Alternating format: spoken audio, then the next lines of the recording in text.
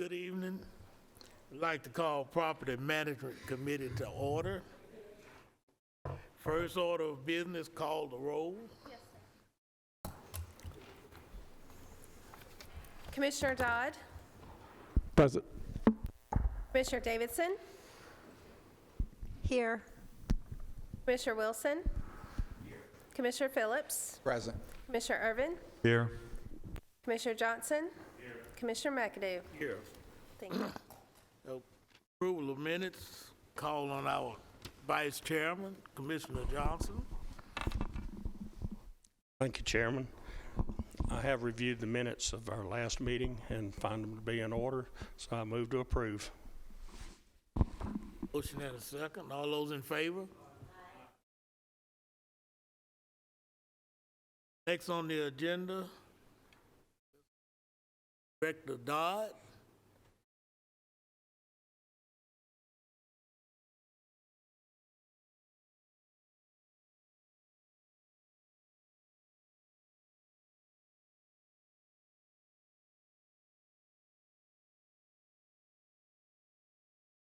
Tonight, I'll start my report with the Las Casas Public Health and Safety Building.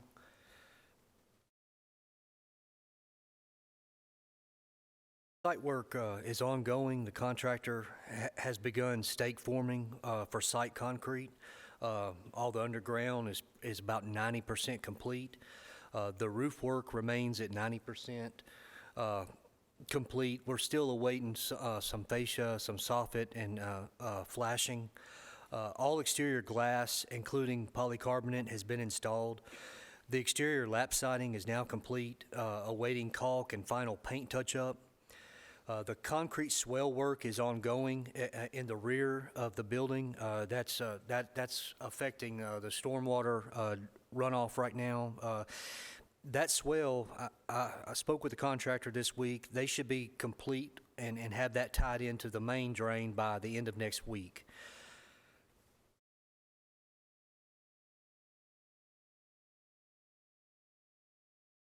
CUD, the gas, the fire sprinkler systems, rough in, have all passed inspection, awaiting the finals. Those finals have been scheduled for the week of March 11th. The mechanical, plumbing, and electrical are at 95% complete. There's some minor tie-in and some trim out that also should be completed by the end of next week. The ceiling grid, the tiles, and trim are now complete. HVAC startup is complete. The building is now fully conditioned. Epoxy floor coverings are complete. The cabinets and millwork are ongoing. They're roughly 50% complete. And I think I have.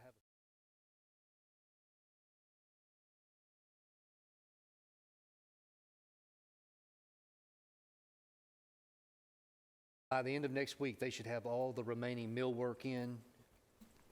The 4-week look ahead, now as we get real close to our move-in date, the site concrete and stormwater that we touched on a while ago, that should be completed within the next 2 weeks.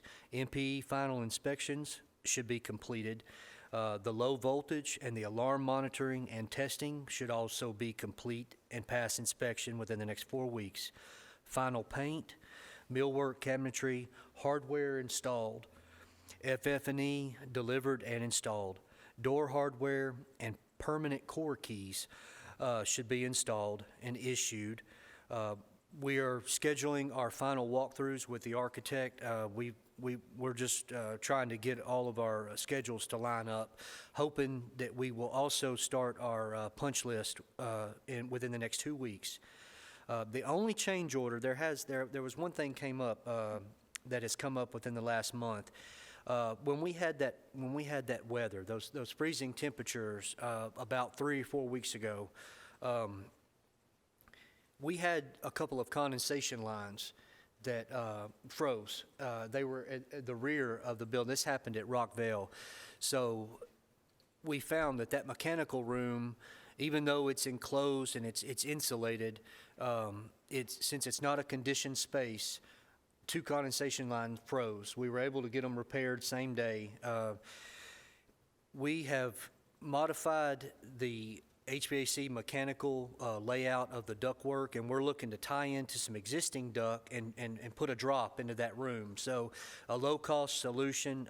We're revising the plans, and all the buildings going forward will have a drop in this mechanical room to condition that space. We don't anticipate this revision to the plan to exceed $2,500. So also due to last month's weather, and our move-in date has been pushed back slightly, but we're now kind of targeting the end of March. I don't have a confirmed date, but we were pushed back about 3 weeks due to this past month's weather. Everything else is nothing else has changed. Everything else is looking good.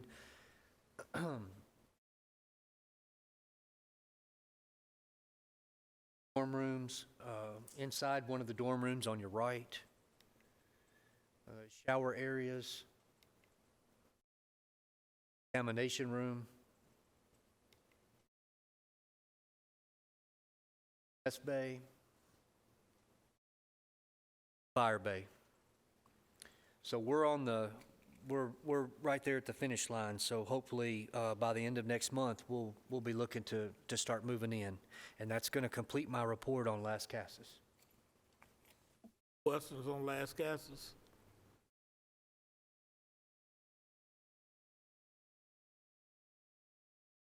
Walter Hill Public Health and Safety Building, that site work is at approximately 70% complete. The underground is about 90% complete. The site fire line and vault have been installed. They've passed inspection. The sprinkler riser installation and tie-in is ongoing. That's roughly 90% complete. The roof work is ongoing. The felt pad and shingles are at 100% now. The fascia, soffit, and flash work continues. Exterior lap siding is roughly at 70% now. The mechanical, plumbing, and electrical rough-in have been completed and passed inspection. Exterior stone wall veneer is now complete. Exterior windows flashing drip ledge is complete. Spray foam insulation, that work including above ceiling is now complete. Garage bay doors have been installed as well as the glass. Low voltage rough-in is ongoing. They now have temp heat. They have acclimated the building, so they have begun for first prime and paint coats.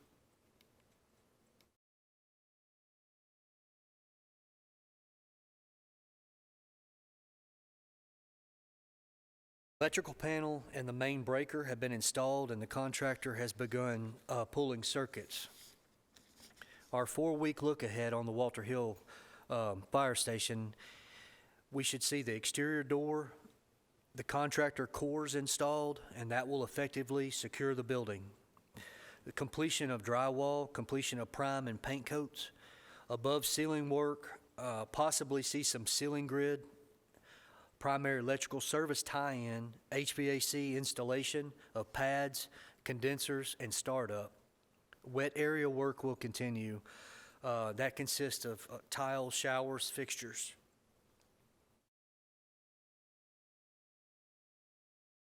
They're already working on the tile there. As far as change order log goes for Walter Hill, this is exactly the same as our previous discussion regarding the Las Casas. The same modification to that HVAC mechanical plan applies to this building. And Plainview, when that revision will be made to Plainview as well when we start construction. Our targeted move-in date currently remains the second week of May of '24, so that date has not shifted. And that completes my report on the Walter Hill Public Health and Safety Building. Questions on Walter Hill? I have a question. It's just not specific to Walter Commissioner Hill.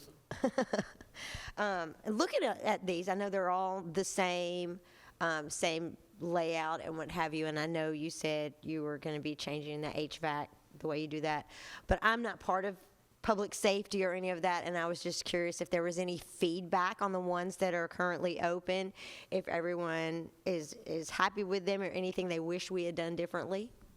To be honest with you, all the most all the feedback that we've received from all the first responders has been excellent. They're tickled with these facilities. No, the answer is no. Yeah. Yeah. I mean, some of these modifications, they're not, these are not due to owner, request or user request. These are structural, mechanical, just revisions. These are building improvements, not from a user standpoint.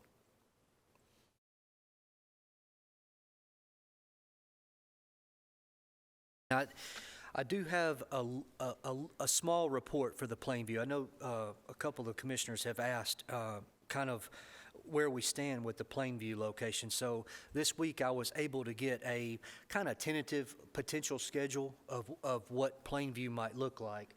And so I put that on there just for you to see it. So right now we're still in the kind of design development stage. The civil's still working. They're still trying to determine the site layout. They're working right now. I think they're trying to finalize entry and exit points. We touched at one, I think a meeting or so back, I showed you a plan of the site plan of where the potential location would be and how it would set in the directional to Otter Pond Way and Sledge Road. So I think they're working on that. The geotech, they've started their drilling. We were waiting on them last month when we spoke. We should expect to get those final reports within the next 2 weeks.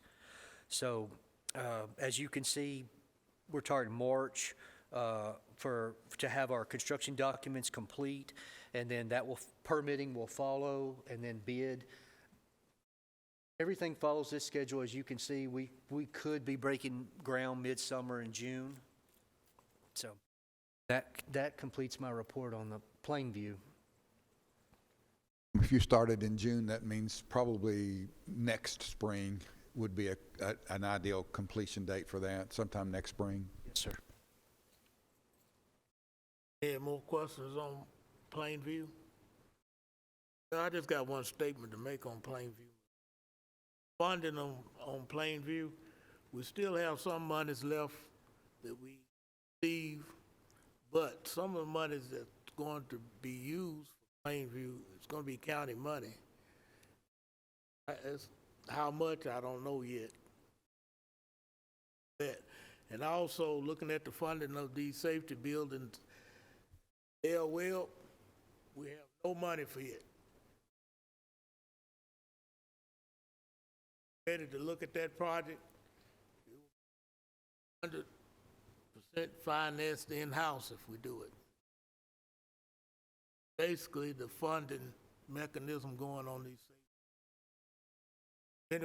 Do you have anything to add to that, Commissioner Irvin, since you're on budget?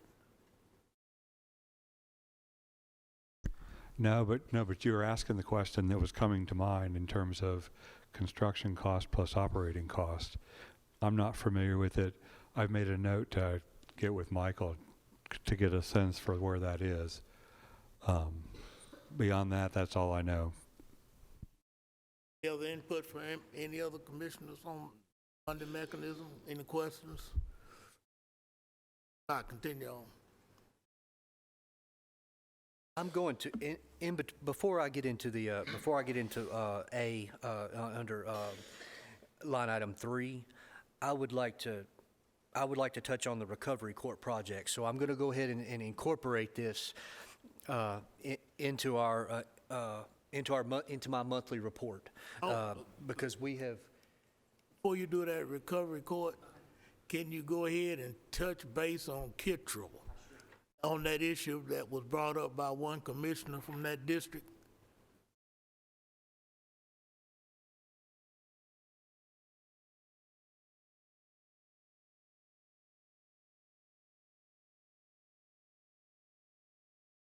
There's a month or so back, it was brought to our attention that there was some runoff, there was some stormwater drainage that was running off of our new site location out at Kittrell. And that some water was entering a storage facility that's being utilized by the Board of Education for storage. We had our civil engineer go back and take a look at that, as well as our contractor, American Constructors. They finalized a plan, and it was approved for an additional swell and retainage ditch. That work was, as you very well know, was self-performed by the contractor. There was no additional cost to the county. What I have determined is that swell works. It's working well. It's accounting for approximately 70% of the runoff. I met with Mr. Walls with the Board of Education out there Tuesday when we had our storms come through. That way we could get a pretty accurate kind of visual of what was happening out there. Like I say, I would estimate that approximately 30% of the water is escaping that swell. So what I have found is that this has been an ongoing issue over the past several years. Approximately 10 years ago, the Board of Ed went out and installed a French drain. They self-performed, trying to carry that water away from the entrance of that building. Well, that drain has settled. It is filled back in, and it's no longer diverting that water. So the new swell can be tied into. The old swell can be revised. So after that meeting and a brief conversation with Mr. Lee, we kind of have a plan to address this issue. The Board of Ed has agreed to reform the existing failed French drain, and I have agreed to build an additional curb to tie into that drainage ditch. This should further prevent that remaining runoff from reaching that building. The majority of this work will be self-performed, and we don't anticipate any additional cost to the county. Questions concerning Kittrell?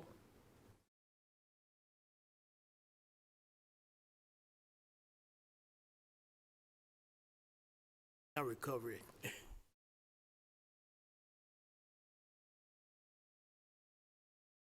Commissioners, about roughly 10 months ago, I think we touched on the need that Ms. Ricks was having at Recovery Court for the need for some additional space to expand the programs and the number of individuals that she could move through that program.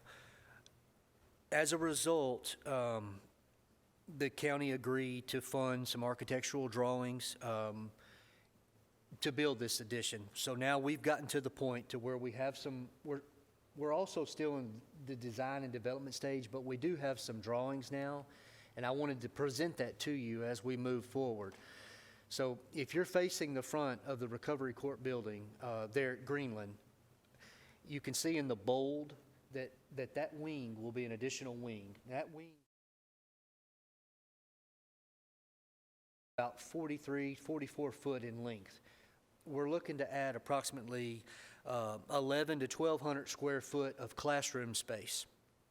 And what this is going to do, it's going to serve as a multi-use facility. So she'll be able to have classrooms, and then the walls will be retractable, so she will be able to hold various events and programs that they do there. In return, we're going to take some existing space that's inside the building, and we're going to convert that to office space.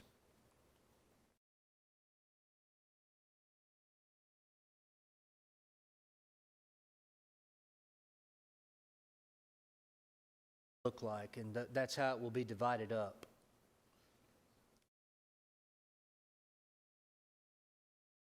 This project is also very similar in timeline to the Plainview location. We're operating on the same kind of timetable.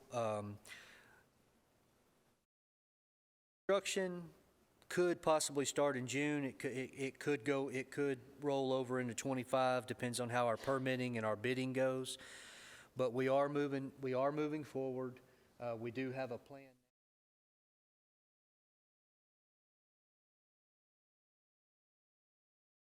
Next couple of months, I'll be able to update you further on when we might be breaking ground over there.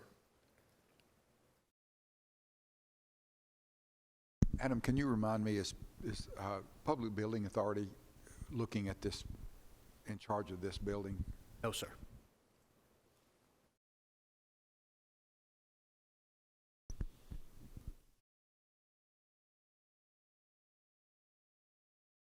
Chairman, Questions? quick question, cost? What have we funded so far and what's the cost? The only thing that we've funded thus far were the architectural drawings and design fees that for Klein and Sweeney and Associates. They presented you two options that night, option one and option two. We decided we chose option two, which was just the addition, and then we were going to go back in and self-perform the renovations on the interior for the office space.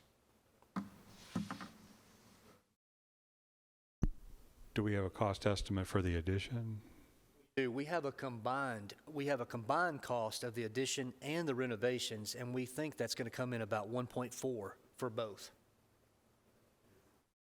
Is any of that budgeted for at this point?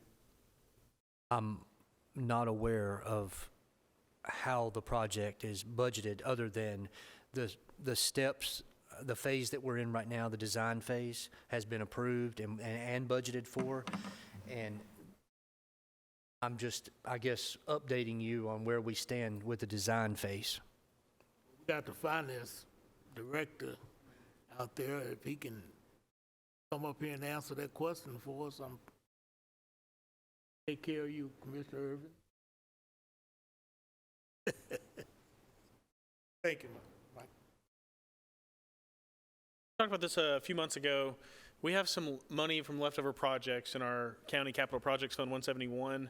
A couple of things. One of the main sources this will probably end up coming from, or my recommendation will be, if y'all remember, we loaned a community care nursing home some money for their renovation in conjunction with Christie Houston. They have since paid us back in full. Christie Houston has made their payments, paid us back. And so we do have several $100,000. I don't have that number in front of me, but a lot of it will be coming from that. And there's a couple other older projects that are done, like the Archives Edition. There was a little bit of money left over from, and just some older projects. And that's what we were going to shift over to fund the majority, if not all, of this project. If it didn't fund it all, it would be awful close, like with less than $100,000. So I don't anticipate us needing to bond it for any of this. 99% of it will probably come from leftover projects in 171. And can opioid money be used for a portion? We have actually emailed the state to see if their portion, the Opioid Abatement Council's money, could be used for this that they've sent, because we have another question from another nonprofit who has asked for some money to build a facility, to see if they're going to allow some of that to be for construction costs. As of this morning, I don't think we had heard back. I have not checked this afternoon. We hope to have an answer by Wednesday next week before opioid meeting. Now, what I could tell you is our portion of opioid money, which is called the past remediation portion, could be used for it. That money, if you remember, was committed by the commission about 2 months ago. I don't have that number in front of me. It's definitely over $500,000. It may be at $600,000 or $700,000 right now. So there's a portion of that could be, if this body wanted it to be. I will tell you, my first recommendation is to spend some of that older projects, because some of that is some old bond money we need to get spent, so for arbitrage purposes. But yes, our portion could. I don't know about the state's opioid portion. That's fair. And Mr. Chairman, if I could briefly refer back to your question and the question that I had from Michael about Plainview funding, the capital funding and the ongoing or operating costs for Plainview. You talking about the fire and EMS, the emergency. Health and operation. safety, health and safety. So that, we do have funding for that. I'm going to touch on that with a pretty broad answer, and then I can narrow in, I think, on what you're asking.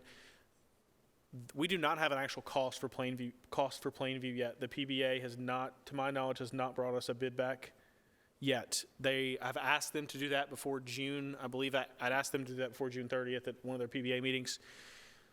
They will have to come over here to this body, to the county commission, ask for permission on that amount, because we will have to move some money for it. And if y'all recall, we moved $2.4 million out of Plainview up to fund the overage on Las Casas and Walter Hill. And so we will end up moving some money that was for Del Webb to fund the remainder of Plainview, so that we will have enough. Now, part of that will be the counties, some money from the county, and then part of that will be the remaining ARPA COVID funds. We will have a little bit of carryover from Rockville and Kittrell, and hopefully Las Casas and Walter Hill, a little bit of contingency out of those we would shift down to Plainview, which would leave, to a question I believe I got earlier today, which was, that'll leave a little bit for Del Webb, but you won't have the full amount for Del Webb. But I won't know all of those figures until they come back with a contract for us, and with the amounts for the FF&E that would go in that building. And memory serves, Plainview is not budgeted in the operating budget at this point. And No, correct. And to touch on that, no. Those positions would either be, depending on when we wanted to hire those, would go into next year's FY25's budget or FY26's. I do believe we had some personnel that could shift over there in both ambulance and fire. I cannot speak for them, but I do know there was talk about, do we need a full 15? Could we do it with 12? And I believe Director Gaither I think he was going to shift. I don't think he's going to need any additional personnel. I believe he was shifting personnel from a station out on the county line, out on Manchester Highway or somewhere out there. I'm not trying to speak for them. That was my understanding. okay, so it sounds like we have a little bit to deal with on the operating side. Yeah, the main And- portion is going to be the fire, whether that's going to be at 8, 12, or 15, would be the main question there. Point on the speaker. I know you asked some questions about the operating costs, but I think you should direct that to public safety, because we have no information on operating costs and property management, none whatsoever. So therefore, to put Mike on the spot, or try to put this committee on the spot, or try to put the chairman on the spot, or either try to put Director Dodd on the spot, we can't be answering the questions on operating costs because we have no information on it. I'm sorry, I misunderstood. I thought you were asking about operating costs earlier. No, definite, not operating costs. Okay, only my on mistake. On building costs. My mistake, thank you. Yeah, and on the building costs, just to reiterate, I believe they were shooting, I think they could meet that June deadline for their GMP price for the GC bid, or the GC part. And then we have a pretty firm estimate, I don't have it in front of me, but a pretty firm estimate on what the FF&E, some of the low voltage costs were going to be based on the other previous 4 buildings. And I think they're going to come in pretty close to Las Casas and Walter Hill. So I think we're going to definitely be okay on the Plainview site. The Dell website we'll have to have some conversation about, I think, in future months. Thank you. Any other questions on the buildings? Director Dodd, continue.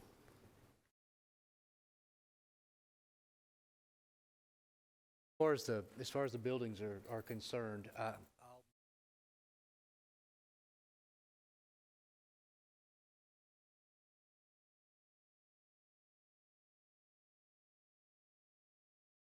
have 2.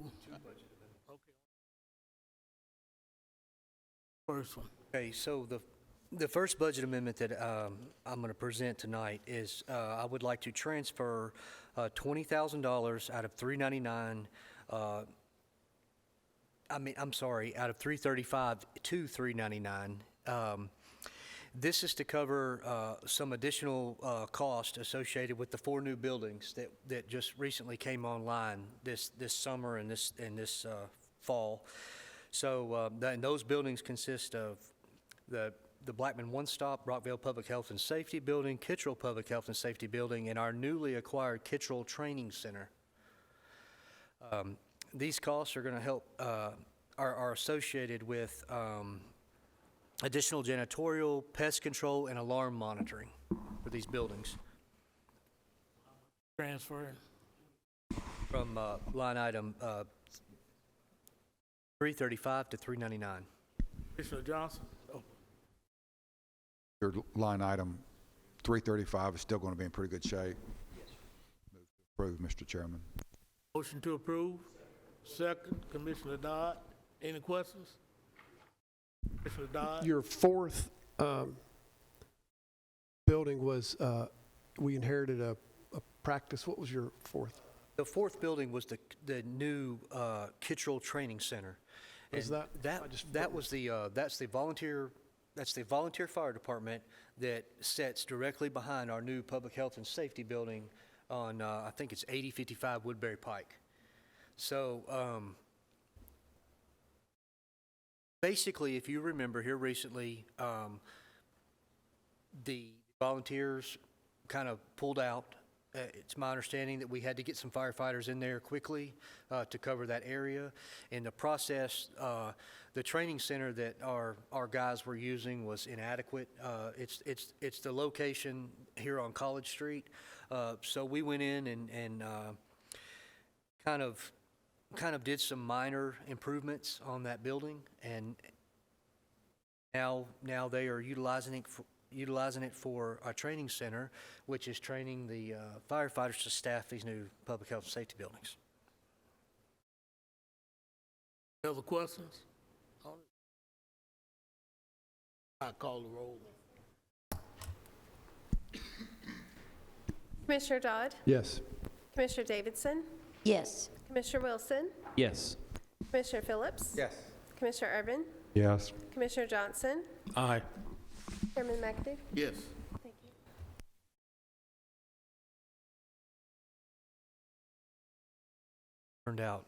I think it turned out quite nicely. Good job out there on that. Hey, This- what's the second? The second budget amendment that I wanted to present tonight's kind of unfortunate, and it was short notice, but I'm going to ask to transfer $15,000 from my 167 personnel line item to 399 contracted service, and this is to accommodate. I had an individual that left. It was in our landscaping division, so this close to springtime, we need to be out there right now conditioning these beds and pre-emerge and doing some mulch and some beautification stuff. So kind of due to this hardship, I'm gonna have to bring someone in, and I don't have time to hire, I don't have time to train this short notice. So all I'm asking to do here is just to take that remaining personnel line item and transfer it over into our contracted service so that I can get someone in to tie up these loose ends. Johnson? Move to approve the transfer, $15,000. Got a motion, is there a second? Second. Davidson, any discussion? I call the roll. Commissioner Dodd? Yes. Commissioner Davidson? Yes. Commissioner Wilson? Yes. Commissioner Phillips? Aye. Commissioner Irvin? Yes. Commissioner Johnson? Aye. Chairman McAdoo? Yes. Thank you. Next on the agenda, it is a grant that was brought to my attention by Ms. Carlton, and I want to ask you tonight if I may proceed with this grant. This Tire Environmental Act program, TEAP, it is a 80-20% match required grant for paving, and this paving is, what it's doing is it's using a small percentage of recycled rubber from Tennessee scrap recyclers. So these tires come from Tennessee, they're recycled, and these granules, a small percentage of these granules are used as a binder and added to a traditional asphalt mix. And I have found a location that I think is very suitable. I was skeptical of the product at first, but after conversations with the state and some various other people in the paving industry, this product has been around for quite some time. They've used similar like products out west for some time now. TDOT is actually starting a pilot project this summer for about roughly 2-mile stretch of road that is in need of repair. So, and they're going to be using this product as well.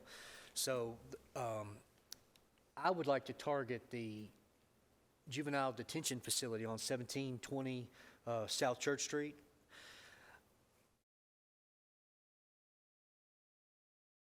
I've got some severe separation. That building's roughly 17. That building and the asphalt's all original, so it's roughly 17 years old. Examples of what I'm looking at. So we've got some gatoring in various places. We've got some separation. And I thought that would be an excellent candidate for this grant money. I was able to get a paving company to come in and quote what this might look like to do from the entrance of our juvenile detention center and court system back to the correctional work center. So dividing that up into an east and a west parking lot, I'm looking at roughly 28,000 square yards of asphalt paving. That's a tremendous amount. And standard mix, this job would run about $420,000. Handling it, through this grant, if we are awarded this grant, 20%, we're looking at roughly $84,000 to pave both of those facilities. So I think I was basically asking permission to pursue this grant. Permission to pursue this grant still doesn't mean that we have to accept it, but to give you permission to pursue the grant, to apply for the grant, I move to approve. Motion, second. Davidson, any other discussion? Just a quick question. The 84,000 would come from? Okay. I'm just trying Not the money guy. I know. I'm just trying to assess where the 20% would come from.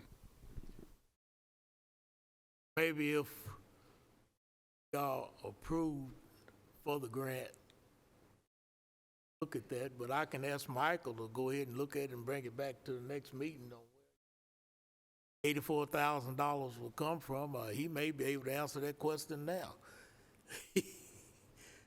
Call him back up here. I'm glad he's here tonight. Thank you.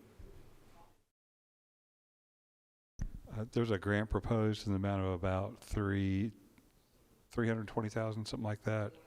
And it's an 80-20 grant to basically pave some parking lot that needs repaving in the correctional center or somewhere in that area. And the question is, since it's an 80-20 grant, and we would have to come up with roughly 20%, that equates to roughly $84,000. And I just asked the question, where does the $84,000 come from? Yeah, so if right now it would come from unassigned fund balance as it stands today.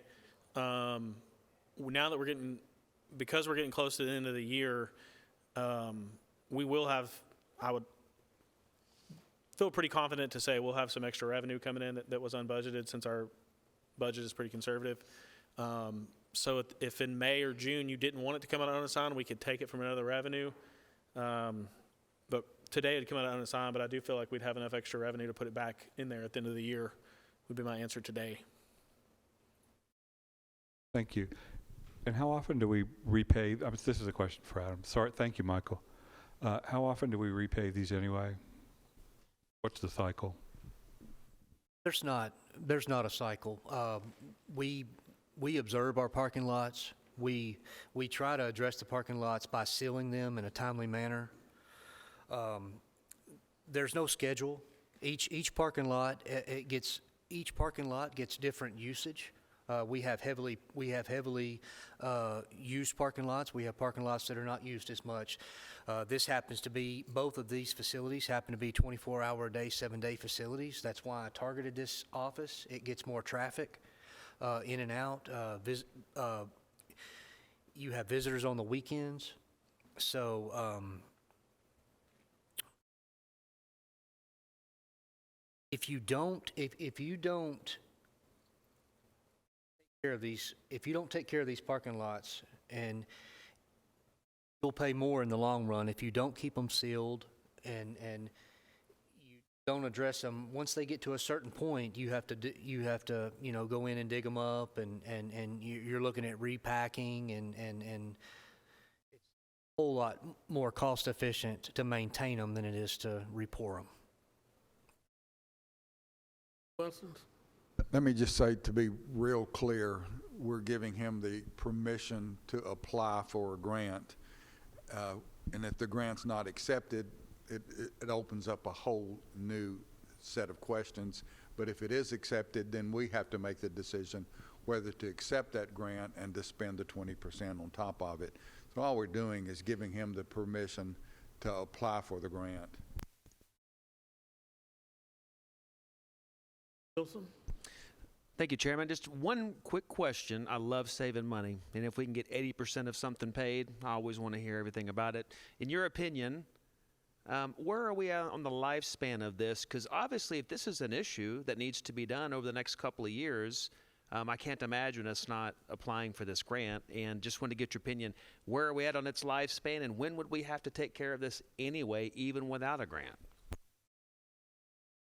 Average lifespan for asphalt is about 20 years. Once it dries out, you have the oils and the petroleums and stuff that are in it. When they start to dry out and you start to get these cracks and what I call gatoring, then you get separation because the binding agents within the asphalt have diminished. So to answer your question, I would say 20 years. We don't. Fortunately for us, we do keep an eye on the parking lots. I mean, if you haven't noticed, we recently repaved 319, the county clerk's office, and sealed. And we've done some other minor paving, patch repair and seal periodically every 2 years. We target a building to do this so that we're not, digging up and regrading and repacking and because trust me, when you have to cut it out, you pay double what you will if you would have just sealed it. Well, then this sounds outstanding. Do you need a letter from each of us with your grant application? Because it sounds like we got a good chance to save some money here.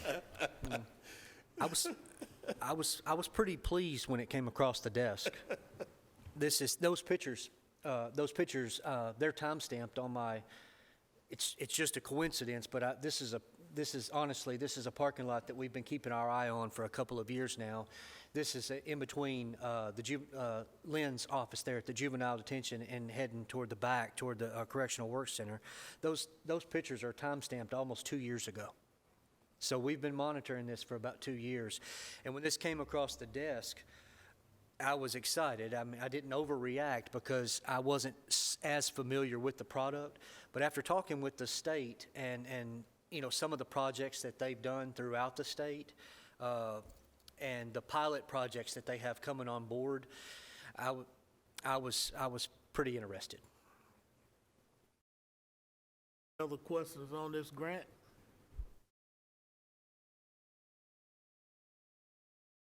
Not.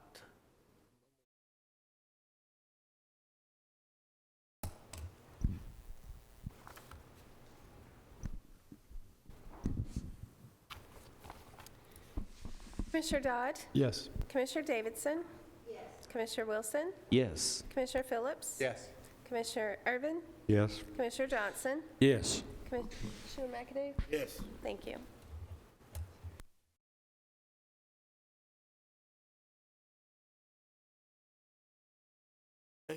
Thank you, Director Dodd, for a wonderful report. It's one thing I want to go back to. I want to go back to item 2, public comments. We had no public comments tonight, but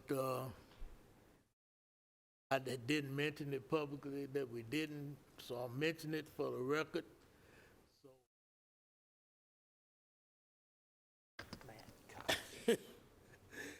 On the agenda.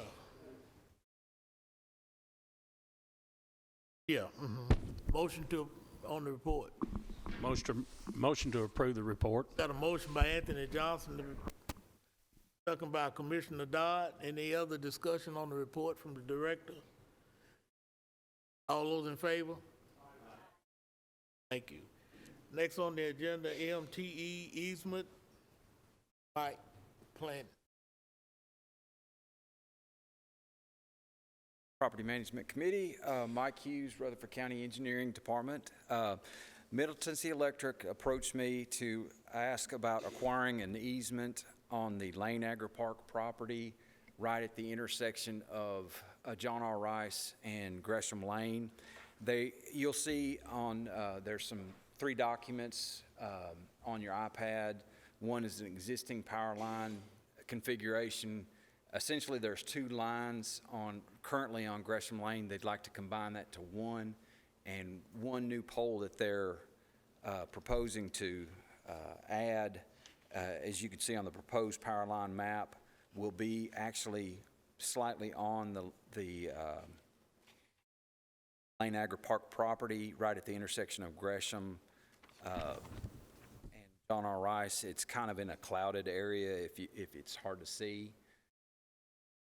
They approached me to acquire the easement, and we've taken it to the Lane Agre-Park Conservation Board, and they approved it. It's such an acute, sharp corner of the property. It's not a whole lot that they can do there. I did check, and it's right on the line of Commissioner Dodd's district. I think the road, John R. Rice, that portion of John R. Rice is in Commissioner Dodd's district. But the Lane Agre-Park property and Gresham Lane are in Commissioner Gooch's property. I have not spoken to Commissioner Gooch yet, but I have spoken to Commissioner Dodd about it, and I will touch base with Commissioner Gooch. But Lane Agre-Park, the Conservation Board said that they didn't see that it was a conflict, and they approved the easement. Commissioner Dodd? Thank you, Mr. Chairman. Motion to approve this. I'm familiar with Middle Tennessee easements. I've reviewed this plat, and I think that it will be non-detrimental to us. It would be a good neighbor to them, and since the conservation group approves, I most definitely make a motion to approve. Second by Commissioner Wilson. Any other discussion? All those in favor? Aye. Thank you, Mike. Okay, next on the agenda, save the best for last. Parking garage. The county attorney, you come forward. To law school, and you hear like you're going to be talking about riveting parking garage issues for governmental entities. That was not in class. That was not taught. Good evening, commissioners. So you asked me a few questions and topics, and I have some answers for you.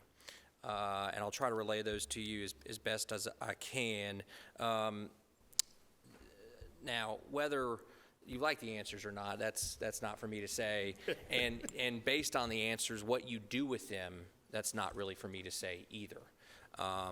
But I just want to address some of the topics that were brought up. The first was, what do we do with abandoned or immobile vehicles that might be found in the parking garage? Issues were a little bit more prevalent a couple years ago, and they've gotten better. I've spoken to your facilities director before last month's meeting, and then also subsequently to that in between these two. And my understanding is that law enforcement has been cooperating together, the City of Murfreesboro Police Department and our Sheriff's Department, Efforts have been made. Last year, I think I explained this last meeting by the facilities director reached out to me, and we're trying to think of some ways to coerce these people that were just leaving their vehicles up there in the building to remove them.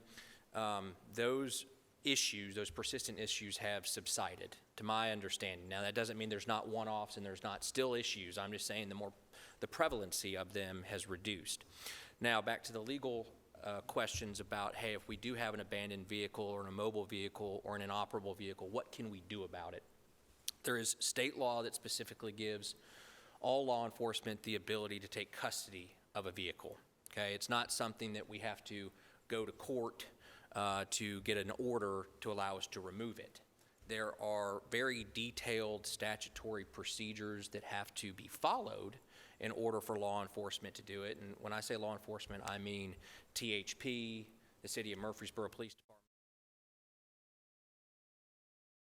Now, whose jurisdiction it is, I like to think that, and I think this is the case, that our local law enforcement, they do generally play nice with each other. I understand that the City of Murfreesboro now has been doing various patrols through that area. But I also know, in speaking with the Sheriff's Department, that if the statutory requirements are met here and there is truly an abandoned or an operable or a mobile vehicle, that the sheriff will take those steps to remove it.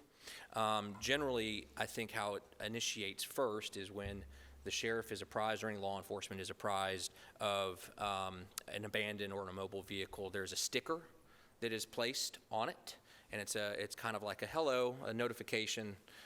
We're the cops. We see that you got your vehicle here. It's been here a little while. We'll be back, but please move it. And then I think what they do is once the requisite statutory time passes, and it varies, the time frame varies based on the state of disrepair, where the vehicle's located and where it's found. But generally, let's just say somewhere between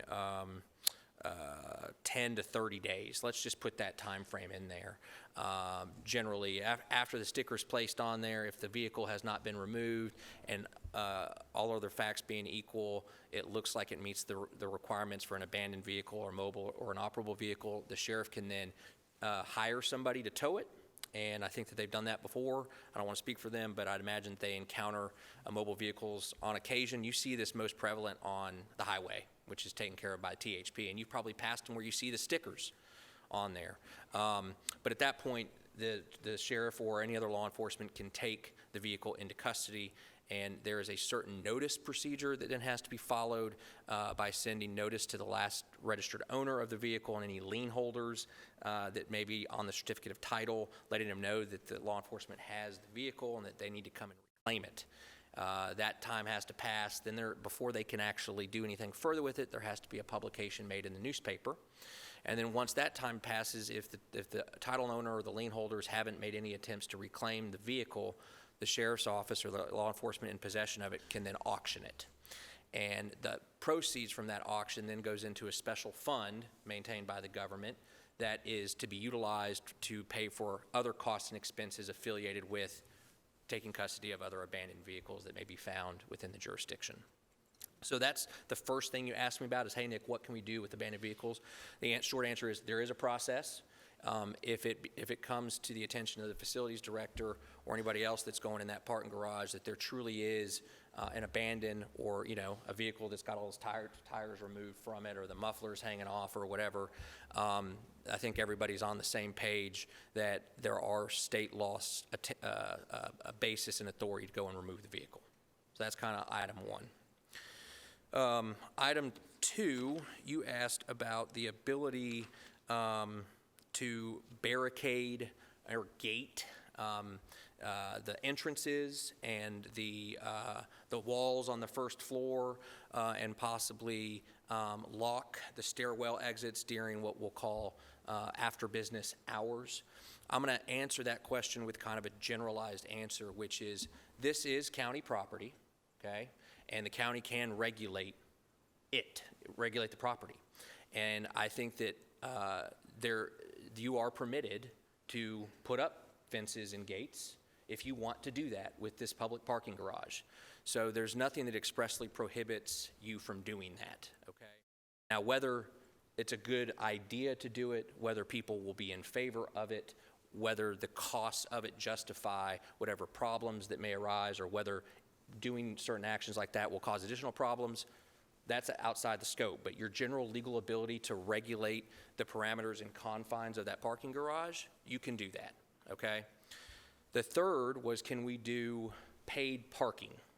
I've consulted with finance, who has consulted with the bond counsel for the county, and it appears that if the commission is inclined to institute paid parking within that parking garage, you are permitted to do so on the basis of that you are operating it. Now, it's probably not a good idea, and the authority is probably not there to allow us to shop out the operation, lease it to a third-party company to manage it. We can't do that, but to do it ourselves, I want to talk about maybe some of the ways that can be done. But if we want to do it, you can do it. It's not going to affect the fact that it was purchased by bonds, okay, tax-free bonds. We talked about, this is a shoot-off of that, we talked about reserving spaces for employees. Again, this is county property.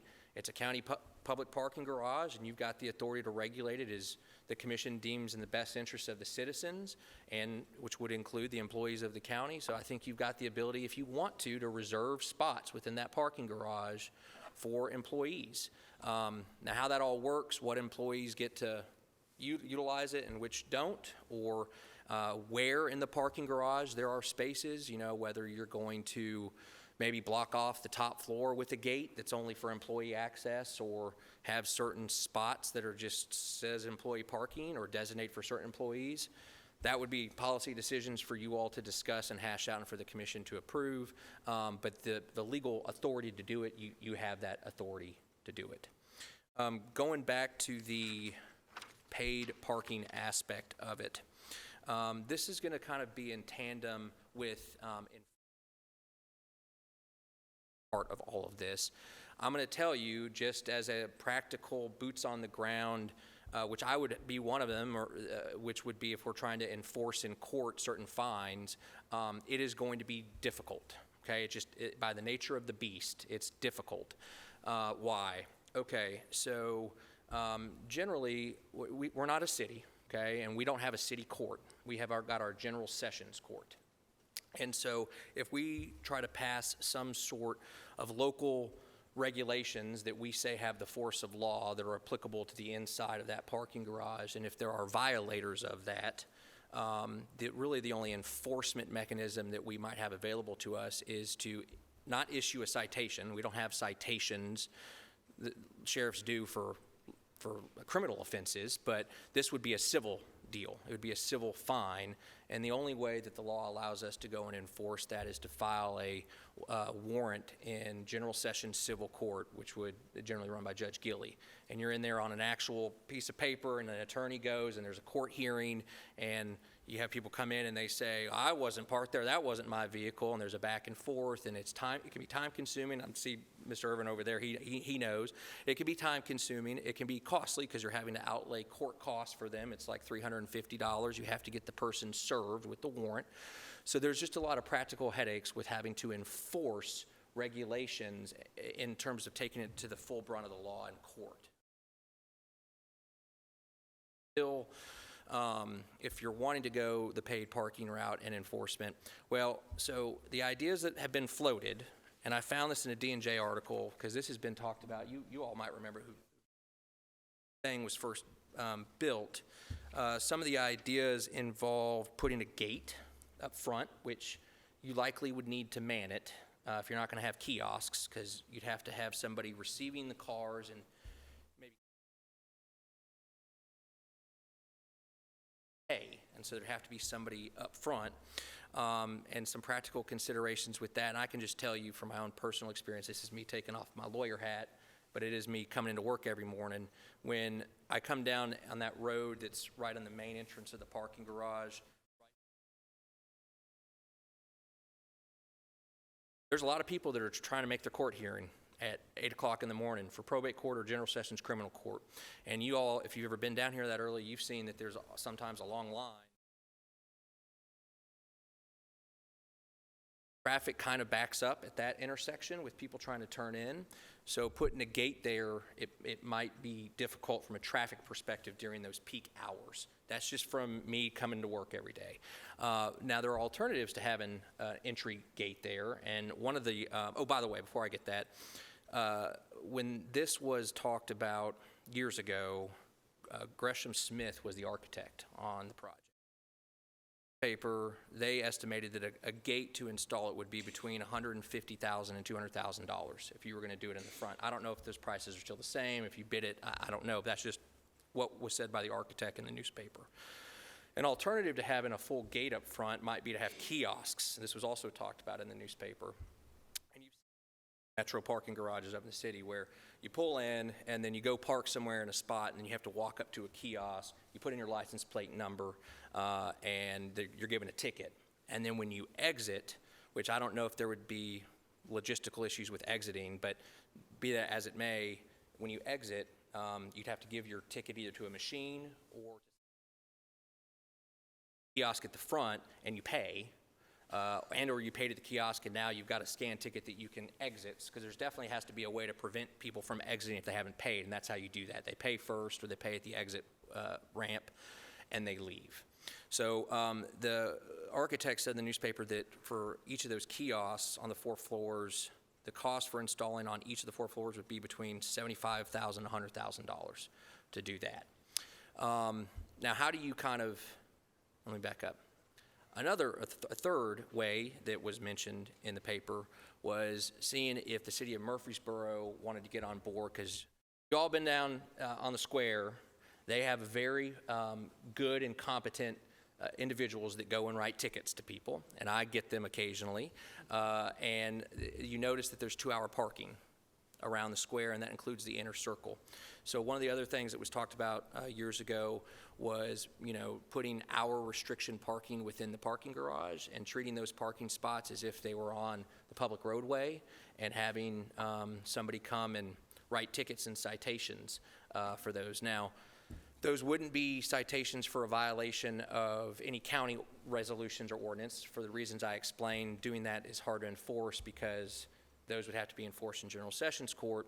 Instead, and I haven't thought through all this yet, but if the city was even inclined to be a part of it, it would be enforced in the same manner that they enforce their city traffic ordinances for the parking on the 2 hours. I don't know if the city would take issue with the fact it's in the county parking garage, if they would want to split any of the fines. It would be in their city court, and they've got to pay all their court clerk people and their city judge and all that kind of stuff. I'm just thinking out loud of possible enforcement mechanisms. If you took the city out of it and you said you wanted to do kiosks, and you're not going to be able to really enforce it in court, you still could have somebody hired to kind of go in and kind of monitor it to make sure people aren't sideswiping the system.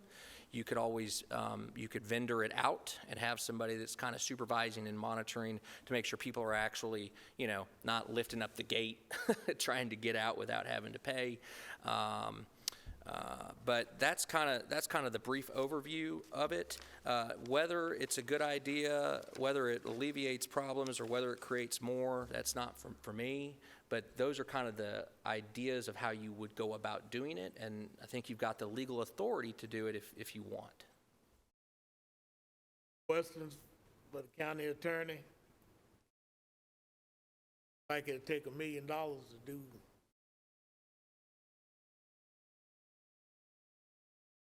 Any questions? It's just, there's a lot to, it's not simple. You've got a lot of people that use it, everywhere from government employees to regular citizens that are there for 45 minutes. You've got people that use it on the Fridays and Saturdays for Jazz Fest. What are we going to do for that? What are we going to do for the farmers market? Are we going to keep it open free those days? And I'm not saying you can't do it.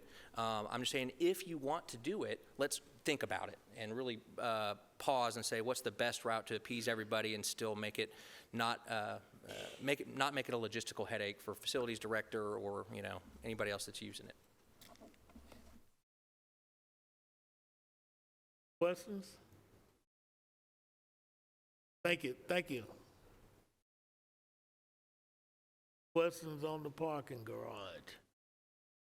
Got a little information if you want to think about it and come back next month with your opinion. I think